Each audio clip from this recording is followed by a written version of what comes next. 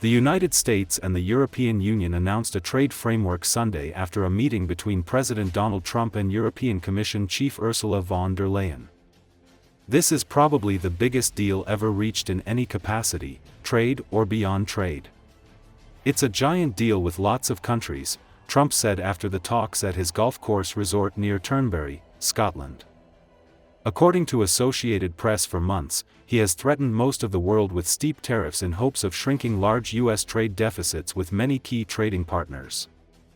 The US and EU seemed close to a deal earlier this month to ease the prospect of dueling tariffs, but Trump instead threatened a 30% tariff rate.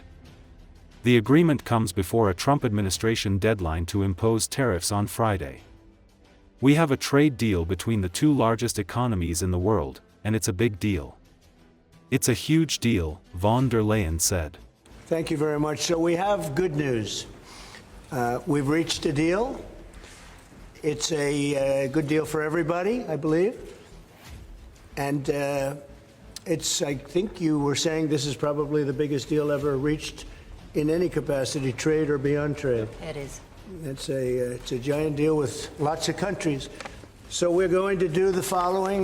The European Union is going to agree to purchase from the United States $750 billion worth of energy. $750 billion worth of energy.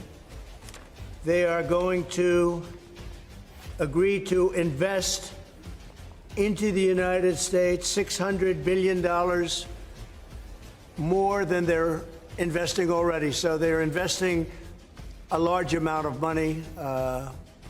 You know what that amount of money is. It's very substantial, but they're going to invest an additional $600 billion.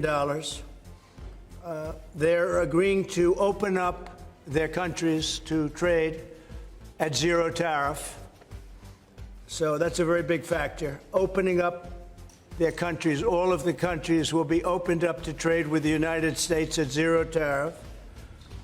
And they're agreeing to purchase a vast amount of military equipment. We don't know what that number is, but we are agreeing that the tariff straight across for automobiles and everything else will be a straight across tariff of 15%. I think it's great that we made a deal today instead of playing games and maybe not making a deal at all. I think it's, I'm going to let you say, but I think it's the biggest deal ever made. Thank you very much. Congratulations.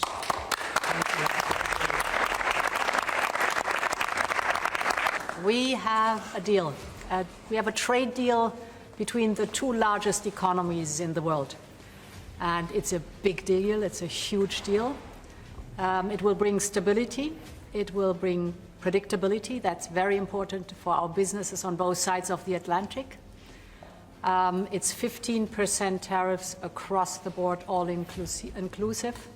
The investments Mr. President just described, that going to go to the United States and the purchases over there.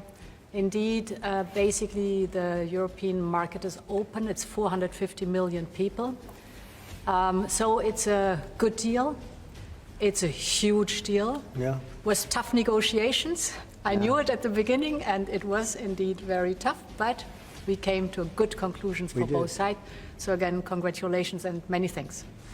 Thank you very much. Thank you. Ukrainian forces have eliminated a Russian colonel in Kharkiv region, the Operational Strategic Group of Forces, Kortitsia, reported on July 26. According to operational information, troops from Ukraine's defense forces destroyed Colonel Lebedev, commander of the 83rd Motorized Rifle Regiment of the 69th Motorized Rifle Division of the Russian Army, who was leading assault operations in the Velikoburlik direction, the report stated. Lebedov is not the first senior Russian military official killed in the war in Ukraine. Earlier in July, the Ukrainian armed forces eliminated the command of the 155th Marine Brigade of the Russian Pacific Fleet. At the same time, Major General Mikhail Gudkov, Deputy Commander-in-Chief of the Russian Navy, who had previously commanded the 155th Brigade, was also killed. Additionally, on June 30, Colonel Ruslan Goryakin, chief of staff of Russia's 8th Guards Army, was eliminated during a missile strike in eastern Donetsk region. Meanwhile, Ukrainian President Volodymyr Zelensky revealed on Friday that his army was facing fierce fighting around the embattled city of Pokrovsk in eastern Donetsk region, where Russian troops have been trying to advance for months. In his nightly address, Zelensky said, with reference to Ukraine's top commander, Oleksandr Syrsky, that the situation around Pokrovsk was the current focal point of attention in the war. All operational directions were covered, with particular focus on Pokrovsk. It receives the most attention, Zelensky stated. In a separate update on Telegram channel, Syrsky identified Pokrovsk and 5 other zones as some of the most challenging areas along the 1,000-kilometer front line.